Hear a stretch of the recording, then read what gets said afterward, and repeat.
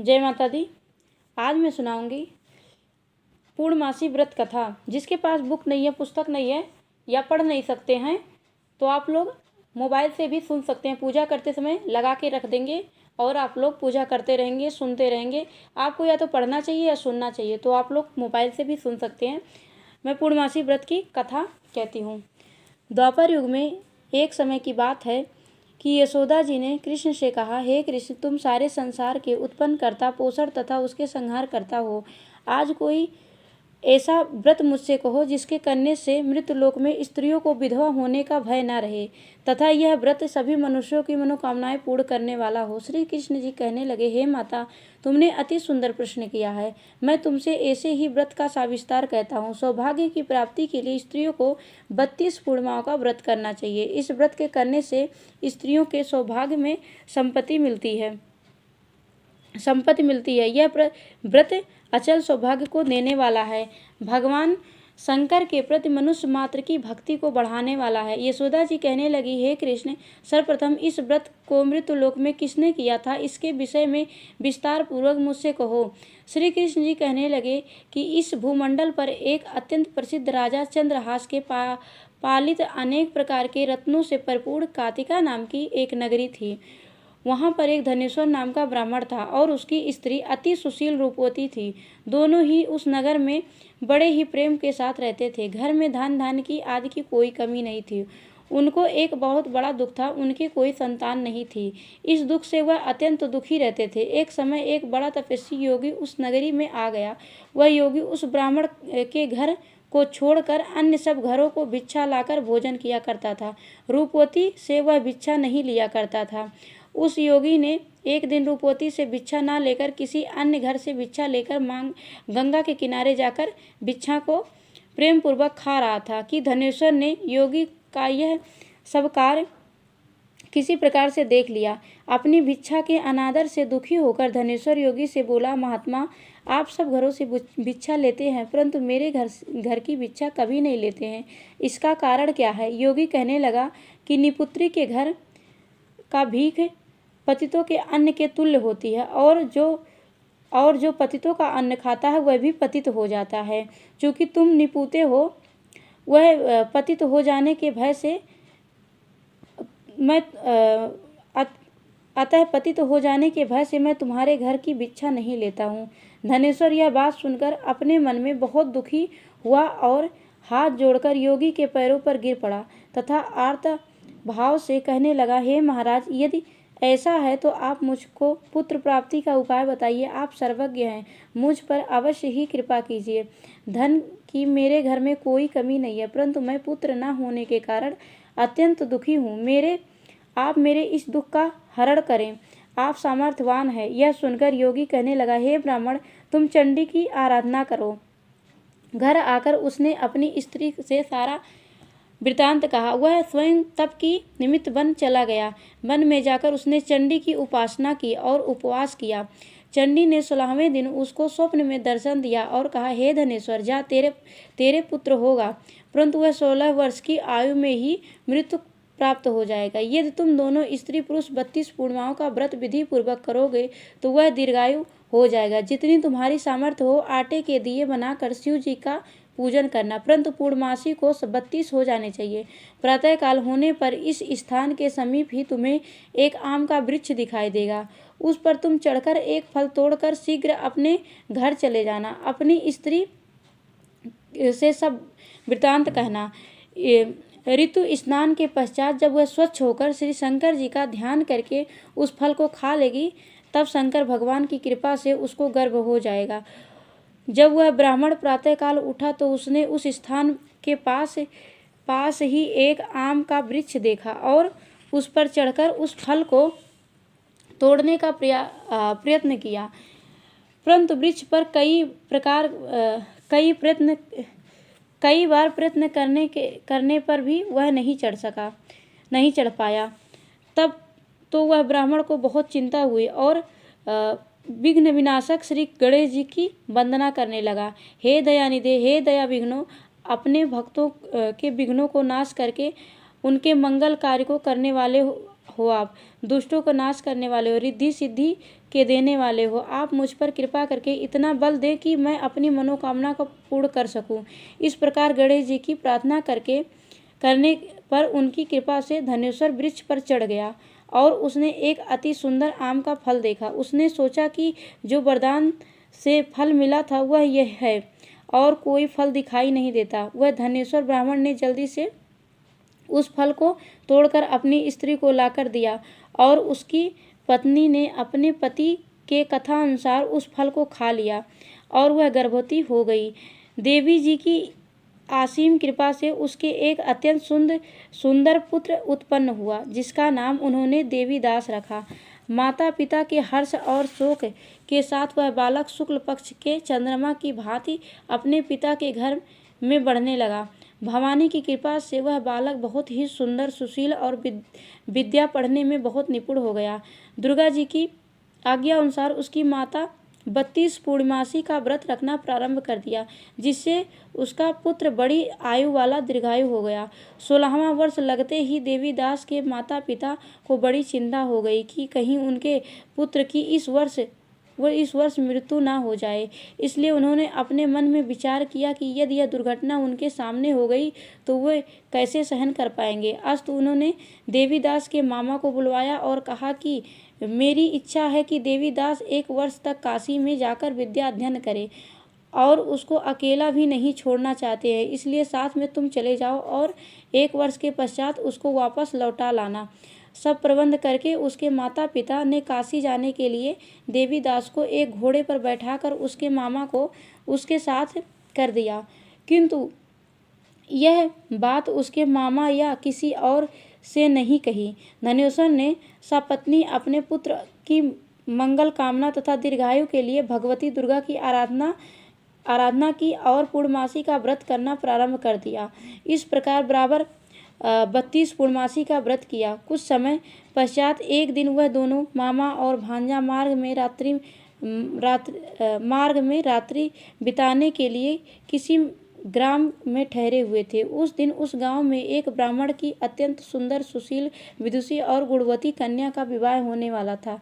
जिस धर्मशाला के अंदर वर और उसकी बारात ठहरी हुई थी, उसी धर्मशाला में देवीदास और उसके मामा भी ठहरे हुए थे।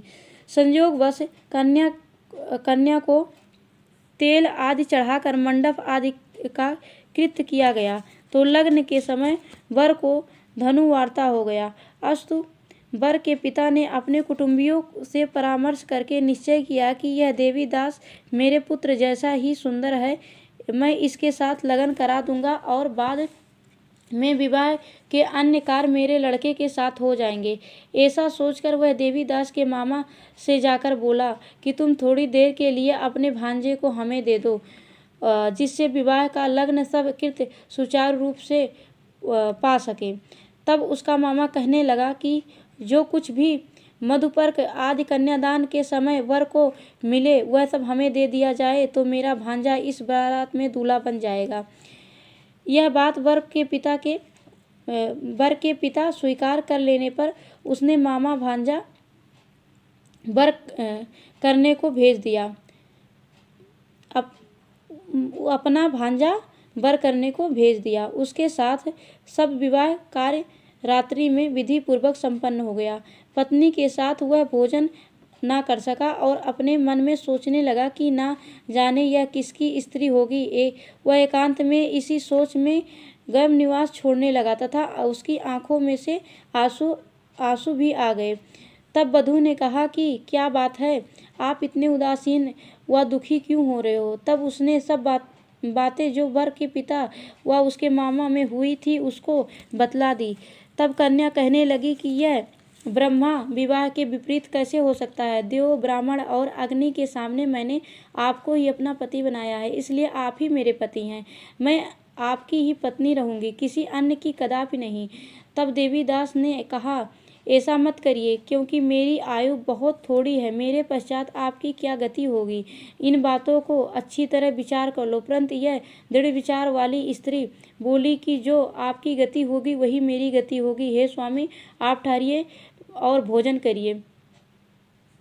आप उठिए और भोजन करिए, आप निश्चय ही भूखे होंगे। इसके बाद देवीदास और उसकी पत्नी दोनों ने भोजन किया तथा शेष रात्रि भी वे सोते रहे। प्रातःकाल 4 बजे देवीदास ने भी पत्नी को 3 नगों से जड़ी हुई एक अंगूठी दी, एक रुमाल दिया और बोला, हे प्रिय, इसे ले लो और संकेत समझकर स्थिरचित्त हो जाओ।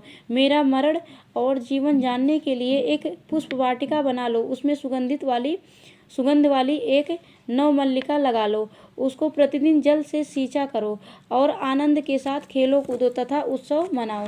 जिस समय और जिस दिन मेरा प्राण होगा, ये फूल सूख जाएंगे और जब ये फिर हरे भरे हो जाएंगे तो जान लेना कि मैं जीवित हूँ।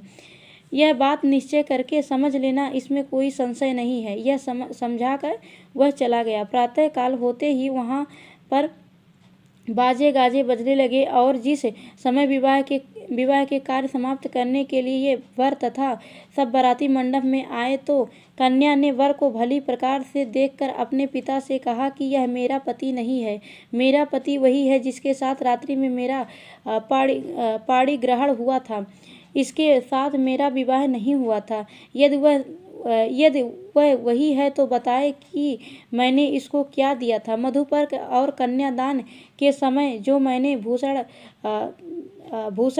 भूषणादि दिए थे उन्हें दिखाए तथा रात में मैंने क्या गुप्त बातें की थी वह सब सुनाए। पिता ने उसके कथानुसार वर को बुलाया। कन्या की यह बातें सुनकर वह कहने लगा कि मैं कुछ नहीं जानता। इसके पश्चात लज्जित होकर वह अपना सा मुँह लेकर चला गया और सारी बारात भी अपमानित होकर वहाँ से लौट गई। भगवान श्री कृष्ण बोले, हे माता, इस प्रकार देवीदास काशी विद्या अध्ययन के लिए चला गया। जब कुछ समय बीत गया तो काल से प्रेरित होकर एक सर्प रात्रि के समय उसको डसने के लिए वहाँ पर आया। उस विषधर के प्रभाव से उसके शयन का स्थान चारों ओर से विष की ज्वाला से विषैला हो गया, परंतु व्रतराज के प्रभाव से उसको काटने ना पाया, क्योंकि पहले ही उसकी माता ने 32 पूर्णिमा का व्रत कर रखा था। इसके बाद मध्याह्न के समय स्वयं काल वहाँ पर आया और उसके शरीर पर पड़ा। भगवान की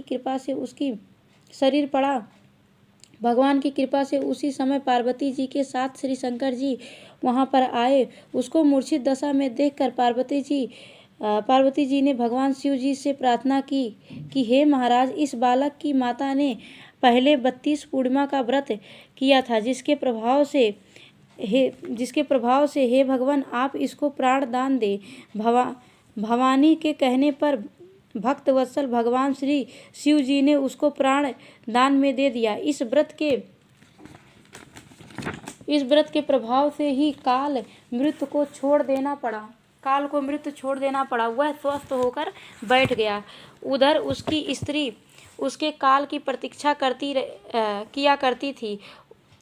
जब उसने देखा कि उस पुष्प वाटिका में पत्र पुष्प कुछ भी नहीं रहे तो उसको अत्यंत आश्चर्य हुआ, और जब वह वैसी ही हरी भरी हो गई तो वह जान गई कि वह जीवित हो गए। यह देखकर बहुत प्रसन्न मन से अपने पिता से कहने लगी कि पिताजी, मेरे पति जीवित हैं, आप उनको ढूंढिए। जब 16वां वर्ष व्यतीत हो गया तो देवदास भी अपने मामा के साथ काशी से चल दिया। इधर उसके ससुर उसको ढूंढने के लिए अपने घर से जाने वाले ही थे कि वह दोनों मामा भांजे वहां पर आ गए। उसको आया देखकर उसका ससुर बड़ी प्रसन्नता के साथ उसको अपने घर में ले आया। उस समय नगर के निवासी भी वहां इकट्ठा हो गए और सबने निश्चय किया कि अवश्य ही इसी बालक के साथ इस कन्या का विवाह हुआ था। उस बालक को जब कन्या ने देखा तो पहचान लिया और कहा कि यह तो वही है जो संकेत करने गया था। उसके बाद सभी कहने लगे कि भला हुआ जो यह आ गया, और सब नगरवासियों ने आनंद मनाया। कुछ दिनों बाद देवीदास ने अपनी पत्नी और मामा के साथ अपने ससुर के घर से बहुत सा धन दहेज में लेकर अपने घर के लिए प्रस्थान किया। जब वह अपने गांव के निकट आ गया तो कई लोगों ने उसको देखकर उसके माता पिता को पहले ही जाकर खबर दे दी कि तुम्हारा पुत्र देवीदास अपनी पत्नी और मामा के सहित आ रहा है। ऐसा समाचार सुनकर पहले तो उन्हें विश्वास ही नहीं हुआ, किंतु जब वह और लोगों ने भी उनकी बात का समर्थन किया तो उनको बड़ा आश्चर्य हुआ। लेकिन थोड़ी देर में देवीदास ने आकर अपने माता पिता के चरणों में अपना सिर रखकर प्रणाम किया और उसकी पत्नी ने अपने सास ससुर के चरणों का स्पर्श किया तो माता पिता ने अपने पुत्र और पुत्रवधू को अपने हृदय से लगा लिया और दोनों की आंखों में प्रेमांसु बह चले। अपने पुत्र और पुत्रवधू के आने की खुशी में धनेश्वर ने बड़ा भारी उत्सव किया और ब्राह्मणों को बहुत सी धन दान दक्षिणा देकर प्रसन्न किया। श्री कृष्ण जी कहने लगे कि इस प्रकार धनेश्वर 32 पूर्णिमाओं का व्रत के प्रभाव से पुत्रवान हो गया। जो भी स्त्रियां इस व्रत को करती हैं वे जन्म जन्मांतर तक वैधव्य का दुख नहीं भोगती हैं और सदैव सौभाग्यवती रहती है। ये मेरा वचन है, इसमें कोई संदेह नहीं है। यह व्रत पुत्र पौत्रों को देने वाला है तथा संपूर्ण मनोकामनाओं को पूर्ण करने वाला है। 32 पूर्णिमाओं का व्रत करने से व्रती के सभी इच्छाएं भगवान शिव जी की कृपा से पूर्ण हो जाती है। जय माता दी।